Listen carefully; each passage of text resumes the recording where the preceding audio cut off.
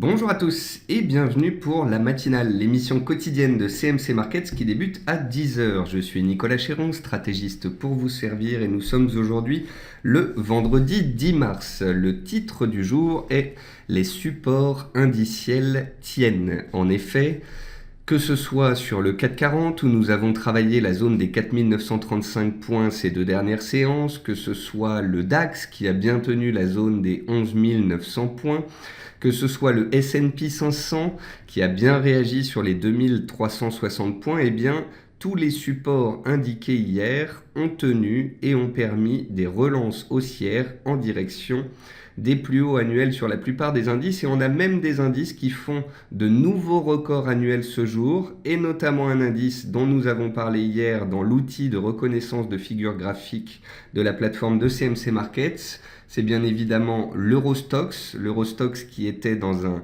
triangle de consolidation, qui en est sorti par le haut et qui inscrit donc un nouveau record annuel ce matin. Globalement, que faut-il retenir de cette semaine ? Eh bien, c'est surtout hier l'allocution de Mario Draghi, président de la BCE. Le président de la BCE a continué de dire que les taux devaient rester relativement bas, que la BCE était en soutien avec son programme de quantitative easing, que les conditions de marché, les conditions économiques s'amélioraient. Mario Draghi a continué d'inviter les États à faire des réformes structurelles. Néanmoins, Mario Draghi a aussi changé un petit peu son verbiage. C'était un exercice de dialectique hier et il a laissé entendre que la BCE n'utiliserait potentiellement plus tous les instruments à sa disposition. Cela veut dire que progressivement, la BCE se veut plus positive. Elle a d'ailleurs relevé ses estimations de croissance et d'inflation pour 2017-2018, donc cette année et l'année prochaine.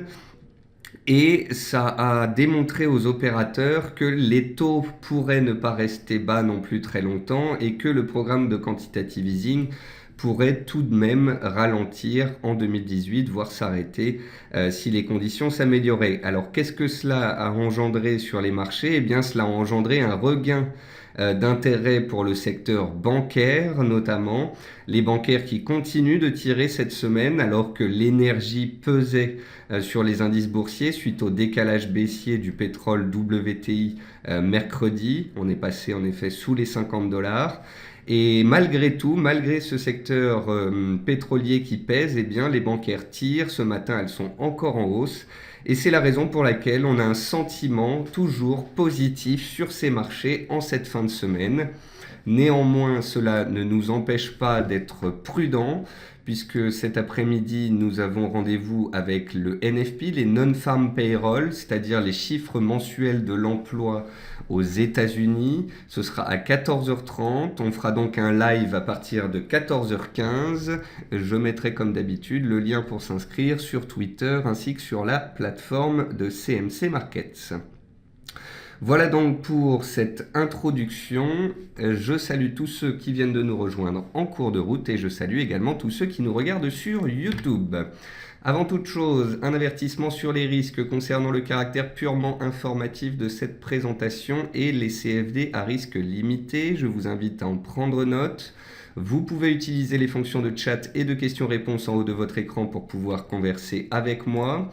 Dans cette émission, nous verrons les actualités marché macro, les actualités sur les actions, les statistiques économiques passées et à venir, une figure graphique reconnue par la plateforme de CMC Markets. On passera ensuite sur les graphiques, puis je répondrai à vos questions. Si vous en avez, n'hésitez pas à les poster dès maintenant. En termes d'actualité marché, donc comme je vous le disais en introduction, le S&P 500 a positivement réagi sur support à 2360 points. Il reste haussier à moyen terme, haussier en données journalières. Et nous verrons cet après-midi avec le NFP si ce dernier continue sa course ou au contraire se stabilise. En attendant, je vous le rappelle, un grand rendez-vous mercredi prochain avec d'une part les élections hollandaises, mais surtout la possible hausse de taux de la Fed mercredi soir prochain. Le CAC 40 retrouve les 5000 points ce matin, le DAX dépasse les 12 000 points. Ces deux indices sont toujours haussiers à moyen terme et à court terme. Les supports ont été testés avant-hier et hier, ils ont tenu. Les acheteurs gardent la main et ce jusque nouvel ordre. D'ailleurs, BNP Paribas remonte ces 2 dernières semaines et n'est plus qu'à 2% de ses plus hauts annuels. J'ai pris cet exemple pour vous montrer donc que c'est bel et bien le secteur bancaire qui tire à la hausse, qui est de nouveau recherché. Alors, je voulais vous dire cela, c'est un fait. Les bancaires tirent, preuve en est, BNP Paribas approche de ses plus hauts annuels. Néanmoins, ça veut aussi dire que BNP Paribas va de nouveau revenir sous une résistance majeure, les 62-63 euros. Alors si et seulement si cette résistance casse, cela pourrait ouvrir un nouveau potentiel à BNP et peut-être que les autres bancaires suivraient et peut-être alors que ça tirerait le CAC 40 vers de nouveaux records, peut-être même en direction des 5200 points, ces records de 2015. Mais en attendant, voilà. Les bancaires vont arriver aussi sous des résistances, donc ne cédons pas non plus à un sentiment d'euphorie. Le pétrole WTI reste sous pression à 49,3 $ en baisse depuis ce mardi. C'est sa 4e séance consécutive de baisse. Le pétrole WTI corrige puisque nous avons des stocks qui sont très élevés, historiquement élevés, et nous avons une production américaine qui est toujours très forte. Le pétrole est sous pression. Sur le gaz, c'est l'inverse. Le gaz naturel a dépassé sa résistance des 2,9 $ hier suite au stock publié à 16h30. Les stocks ont montré des stocks plus en baisse que ce qu'attendaient les opérateurs. Ça a permis au gaz naturel de dépasser donc ce seuil des 2,9 et de continuer sa course. On avait ensemble, je vous le rappelle, noté un double bottom, une double prise d'appui positive sur les 2,6 $. Et depuis, les cours du gaz naturel ont donc pris 11,5%. C'est la 7e séance de baisse pour les cours de l'or qui passe sous les 1200 $. On est à 1194 $ me semble-t-il. Donc, que vous dire? Ça fait 2 semaines que les cours de l'or baissent. Après avoir connu 2 mois d'appréciation, les cours de l'or sont sous pression parce que on a des taux américains qui montent, un dollar qui monte et on a une possible hausse de taux à venir aux États-Unis. Donc voilà, on approche de la zone des 1190 $. Je vous ai dit que je ne préférais pas prendre les 1200 mais les 1190 comme pivot clé. Ne vendons pas la peau des taureaux avant qu'ils soient tués. On verra ce qu'il se passe cet après-midi avec le NFP et si effectivement l'or coule ou bien se reprend sur cette zone critique. Les cours du riz, je vous l'ai dit, se compriment dans un range entre 9,20 et 9,45 depuis plusieurs semaines. Or, ce jour, ils attaquent le haut du range à 9,45 cents. On surveillera donc une éventuelle sortie de ce range par le haut en cours de clôture. Enfin, notez que on a un double échec sur le dollar index à 102,25 points. Va-t-on vers un double top? C'est la question que je me pose ce jour. En effet, on voit que les paires en dollars se stabilisent, on voit que l'euro-dollar est relativement fort. On voit que le dollar index peine sous ce niveau clé des 102,25. On va voir cet après-midi avec le NFP si le dollar est délaissé ou si au contraire il casse cette zone de résistance violemment. Si le NFP est excellent et qu'il plaide pour une hausse de taux et pour des bons fondamentaux américains, un regain d'intérêt sur le dollar n'est pas inconcevable cet après-midi, auquel cas on n'aura pas un double top mais une cassure violente de résistance. Donc, qui tout double et on fera le point à 14h15. En termes d'actualité macroéconomique, selon Goldman Sachs, les hedge funds et spécialistes du pétrole ont construit d'importantes positions acheteuses et sont en train de les déboucler. Alors ça, je vous en avais prévenu, puisque à plusieurs reprises ces 3 dernières semaines, j'avais publié le fait que les positions acheteuses des hedge funds étaient de nouveau sur des records historiques. Ils étaient historiquement acheteurs, alors que parallèlement à ça, les stocks ne faisaient que s'empiler. Donc à un moment, L'une de ces deux informations mentait et il fallait que les marchés se resynchronisent sur la réalité fondamentale. La réalité fondamentale, c'est que les pays producteurs ne s'accordent pas pour l'instant sur plus de baisse, il y a beaucoup de stocks et beaucoup de production.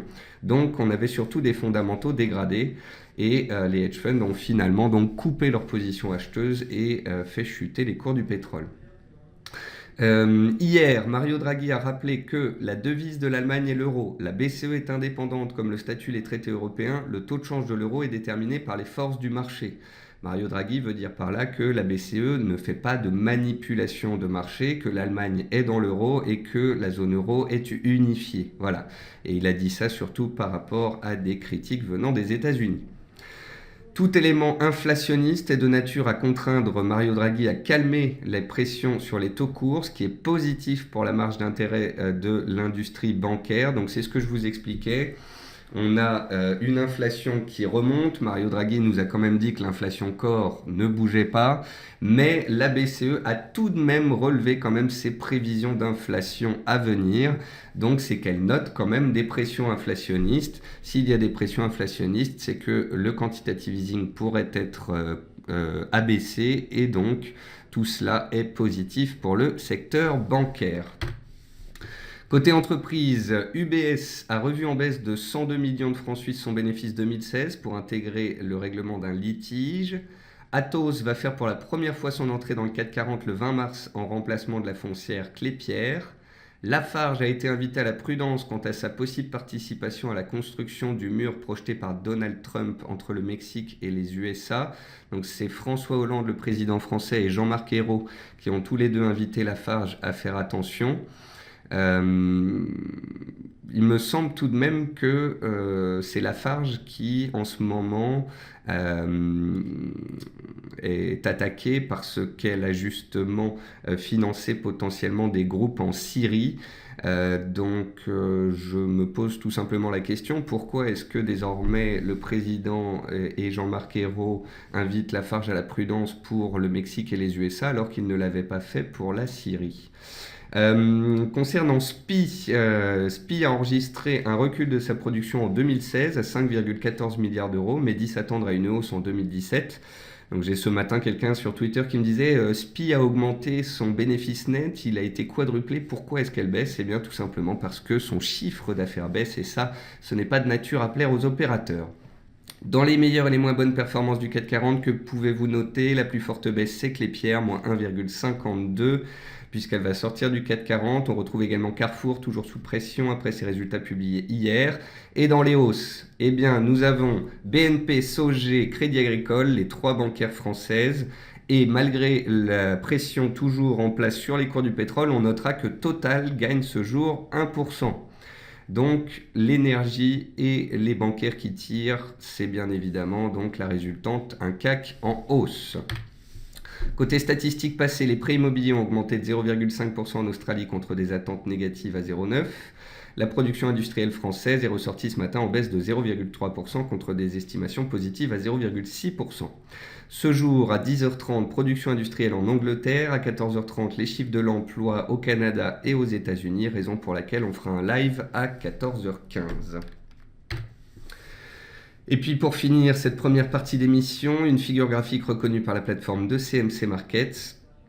C'est ici un biseau ascendant sur le CFD à risque limité AUD-NZD en données journalières.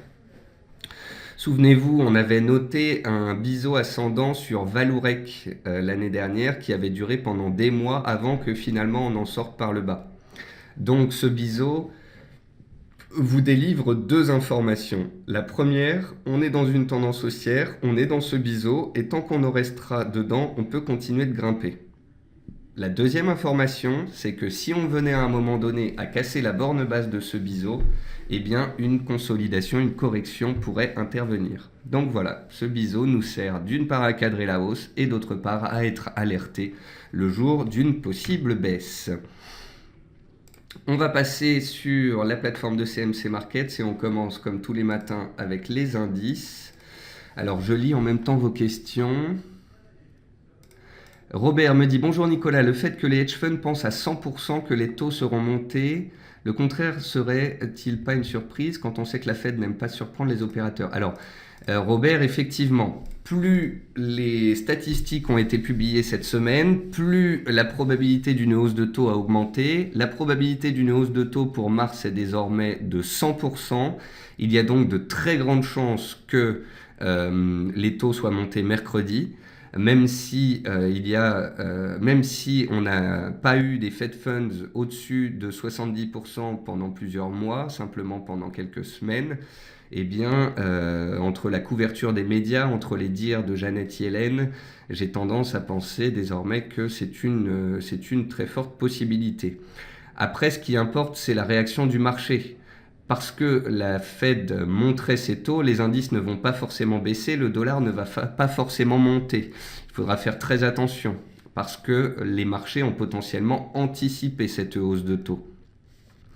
Eric dit, comme vous pensez qu'il y aura report d'un relèvement de taux le 15, dans ce cas les marchés devraient être déçus et baisser, je pense. Alors Eric, je suis dubitatif concernant cette hausse de taux le 15, mais de plus en plus d'éléments plaident pour ce mouvement de taux aux États-Unis. Donc j'aurais quand même tendance à être prudent. Concernant le fait que si la Fed ne monte pas les taux, les marchés pourraient baisser et être déçus, je n'irai pas non plus jusque-là, parce que si la Fed ne monte pas ses taux mercredi, elle nous dira très certainement qu'elle va le faire à la prochaine réunion. Ce qui compte plus qu'une hausse de taux ou pas de hausse de taux, encore une fois, c'est le discours qui va avec. Alors, on va parler maintenant des indices. Sur les indices, je n'ai pas besoin de passer tous les indices en revue. C'est exactement la même configuration que l'on soit sur le CAC, le DAX ou le S&P 500. On a eu des records en janvier et en février sur le CAC 40 qui ont été dépassés ici en fin février. C'était le 1er mars. Et ensuite, on est venu prendre appui sur cette zone de prix avant de redémarrer. Donc, on est dans une tendance haussière de moyen terme, dans une tendance haussière de court terme. On est en train d'attaquer les plus hauts. Et si tout se passe bien cet après-midi, on accélérerait au-dessus de ce seuil et on continuerait. Si on échoue sous les plus hauts, si on n'arrive pas à clôturer au-dessus des 5010 points et que l'on clôture sous les 5000 points, alors on crée un range avec un risque de latéraliser un petit peu plus longtemps. Si on passe en force, eh bien, on passe en force. Que voulez-vous que je vous dise? Les tendances sont haussières et pourraient tout simplement perdurer.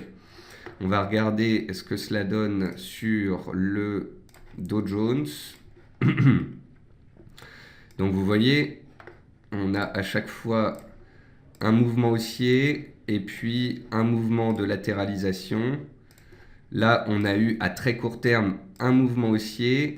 On a eu un mouvement de latéralisation de nouveau, on a tenu les supports et on tente de relancer. Alors, je ne veux pas vous paraître trop dubitatif, trop incertain sur cette hausse. Je me dois factuellement de dire que la tendance est haussière à moyen terme et à court terme sur le CAC, le DAX, etc. Néanmoins, je suis toujours gêné par cette configuration aux États-Unis, par cet excès haussier de mercredi dernier, cette consolidation au fur et à mesure, et puis là, on rebondit. On rebondit, mais vous noterez que contrairement à l'Eurostoxx qui dépasse déjà ses plus hauts annuels, contrairement au CAC qui teste ses plus hauts actuellement, le S&P, lui, il est très neutre sur les 3-4 derniers jours. C'est la raison pour laquelle je l'ai été hier et je le resterai aujourd'hui. Je suis prudent sur cette zone de prix-là. On n'est pas à l'abri non plus que l'indice américain revienne sur support et poursuive sa consolidation. Et si tel devait être le cas, le reflux sur les plus hauts, sur le CAC et le DAX, pourrait être un petit peu violent. Donc, si des personnes ont acheté les supports hier, que ce soit sur le DAX, le CAC ou le S&P 500, eh bien, ils sont en gain et tout va bien pour eux. Maintenant, j'ai hâte de voir cet après-midi si on va accélérer à la hausse aux États-Unis et donc confirmer les hausses en Europe, ou si au contraire, les États-Unis vont rester timides comme ils le sont ces dernières séances, auquel cas les indices européens, si les indices américains baissaient, pourraient rechuter tout aussi rapidement qu'ils sont montés depuis 24 heures. Donc, petite note de prudence pour cet après-midi. Ensuite, sur les matières premières. Donc, sur les matières premières, on notera que l'argent Faites un petit trou d'air sous les 17 $, il est à 16,90, tout comme sur l'or où je vous ai dit que je ne prenais pas les 1200 $, mais les 1190 comme support. Bah, sur l'argent, c'est un petit peu la même chose. Qu'on soit un petit peu en dessous du support avant le NFP ne change rien à la donne. Si les cours de l'argent arrivent à réagir ici, regardez, on a ici un mouvement haussier qui s'est fait. On est revenu sur à peu près entre 50 et 61,8%. Si on réagissait maintenant et à la hausse, on pourrait très bien avoir un rebond technique qui se mettrait en place. Donc tout dépendra du NFP. Et si au contraire on accélère sous les 16,70 sur l'argent et les 61,8% de retracement, c'est clair qu'on peut retracer 100% et continuer de chuter. Sur l'or, comme je vous l'ai indiqué hier, j'aime bien mettre Ichimoku. Et Ichimoku nous montre que voilà, les cours de l'or sont revenus au contact ici du nuage. On est vraiment à la croisée des chemins. Si on arrive à réagir ici, on peut prendre appui sur le nuage et tenter de rebondir. Si on rentre dans le nuage, on a des risques de tout casser à la baisse dans le sens de la tendance en place depuis 10 jours. De toute façon, pour ceux qui s'attendraient à un éventuel rebond de l'or, c'est pas compliqué de tracer une oblique baissière qui passe par tous les plus hauts des dernières séances. Tant qu'on est sous cette oblique, les vendeurs ont la main. Si et seulement si on casse cette oblique violemment, c'est qu'il se passe quelque chose d'intéressant. Le gaz naturel, le voici. Donc il a pris appui sur la zone des 2,60 comme il l'avait fait par le passé en août 2016 et en novembre il était passé un peu en dessous avant de rebondir très fortement. On a eu une séquence baissière sur le gaz, on est dans une séquence haussière et tant qu'on est au-dessus des 2,90 cassés hier, les acheteurs ont la main. Si on repasse dessous, ce serait un peu plus neutre. Concernant la fève de cacao, on est sur les plus bas, on est en tendance baissière, c'est ici que tout va se jouer. On est dans une sorte de triangle. On est dans une sorte de triangle. Quand je le trace de cette façon-là, j'ai même l'impression que ça ressemble un peu à un biseau descendant. Le biseau descendant aurait cet avantage qu'il est un peu plus haussier que le triangle de continuation. Je suis attentiste, j'attends patiemment de voir comment on va sortir de cette zone. Est-ce qu'on en sort par le bas ou est-ce qu'au contraire une réaction haussière se fait à un moment donné? Pour l'instant, la patience est de mise. Concernant le cuivre, je ne sais pas si vous vous rappelez, mais j'ai toujours été dubitatif sur la hausse du cuivre. Le cuivre était monté en novembre après l'élection de Donald Trump, il était remonté en janvier-février sur des anticipations du programme d'infrastructure de Trump, et puis parce que Trump a un peu déçu dans ses discours, eh bien les cours du cuivre sont retombés. Donc on voit bien qu'il y a une grosse zone de résistance qui a tenté d'être dépassée mais qui n'a pas été dépassée, et pour l'instant le cuivre ne nous indique pas que les opérateurs s'attendent à un grand changement en termes de consommation de matériaux pour les infrastructures, etc. Donc le cuivre invite un peu à la prudence. Et le riz dont je vous parlais tout à l'heure, le voici. Donc le riz est dans un range depuis plusieurs semaines, un range qui est très propre, et on en attend la sortie. Les acheteurs ont la main depuis 3 séances. Vont-ils transformer l'essai? Nous le verrons bien. Pour l'instant, je patiente gentiment. Concernant les devises, AUD-NZD qu'on a suivi ces dernières séances tient le choc. Elle consolide à plat après avoir fait un beau mouvement haussier. Comme je vous le disais, les paires en dollars réagissent ce jour. L'AUD réagit sur les 0,75 que je vous ai indiqué hier. L'euro-dollar est particulièrement recherché. Il a réussi à rebondir hier et à tenir encore le choc aujourd'hui. Va-t-il casser ou non le haut de son range ou au contraire revenir violemment vers les 1,05? Réponse cet après-midi à 14h30. Et en fait, pour ce qu'il faut regarder pour le dollar, pour les paires en dollars, c'est tout simplement ça. Ça, c'est le dollar index. Si cet après-midi... Donc là, on a le double échec à 102,25. Si cet après-midi, le dollar, dans le sens de sa tendance haussière, se retourne à la hausse et attaque sa résistance, voire la casse, ce serait extrêmement haussier pour le dollar, ce serait très baissier pour l'euro, l'AUD, même les métaux, etc. Si au contraire, le dollar n'est pas recherché cet après-midi et végète, voire consolide, eh bien, on pourrait avoir donc une poursuite du rebond de l'euro et peut-être une tentative de rebond sur l'or. Donc, À 14h15, quand on fera le live ensemble, on aura vraiment un focus sur le dollar américain qui sera une pierre angulaire cet après-midi. Ensuite, je vais regarder le CAD Yen pour répondre à... pour répondre à qui? Pour répondre à Brigitte.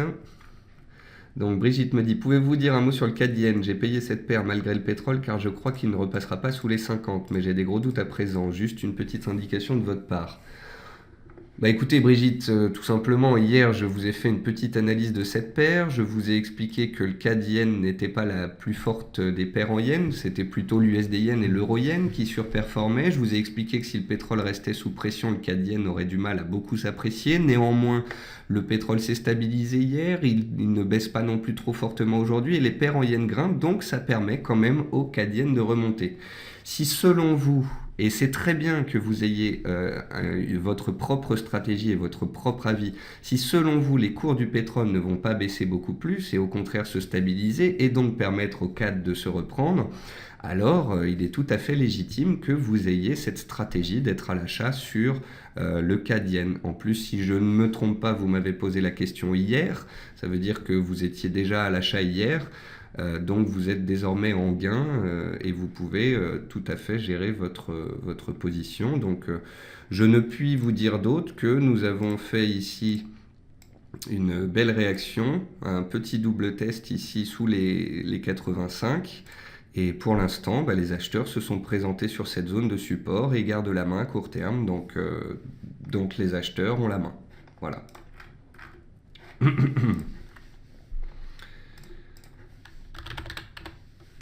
Et puis pour finir, on va regarder Orpea pour répondre à Brigitte. Orpea que voici, Orpea qui est une valeur dont on a parfois parlé. Donc Orpea, c'est le spécialiste des maisons de retraite en France. C'est une superbe réussite. Une société qui a une croissance continue et le cours en profite tout simplement. On a une tendance haussière très forte depuis 2012, ça fait 5 ans que ça continue. On a eu ces dernières séances une éjection haussière puissante qui a permis d'attaquer les plus hauts annuels et historiques du titre à 81 € et depuis les acheteurs sont dessus. Donc 81 €, c'est le pivot de moyen terme, c'est les anciens plus hauts annuels. Tant qu'on est au-dessus de ce seuil-là, à moyen terme, les acheteurs ont clairement la main. Quant à la dynamique de court terme, on peut matérialiser peut-être une oblique de tendance haussière qui passe par les plus bas récents ou presque et qui permet de cadrer cette hausse tant qu'elle a lieu. Et si on vient à casser cette oblique, eh bien la configuration à court terme serait un tout petit peu plus neutre. Mais gardons bien en tête que tant que le titre est au-dessus des 81 €, ça reste une très belle tendance haussière. Voilà, sur ce, j'ai répondu à l'ensemble de vos questions. Merci de les avoir posées à l'avance. Ça me permet comme ça de les lire au fur et à mesure, d'y répondre au fur et à mesure et de terminer à la fin par des actions. J'espère vous retrouver cet après-midi à 14h15 pour le live NFP et puis sinon à 15h45 pour le quart d'heure US pour finir cette semaine en beauté. Je vous souhaite à tous une bonne fin de matinée, un bon appétit et je vous dis à plus tard.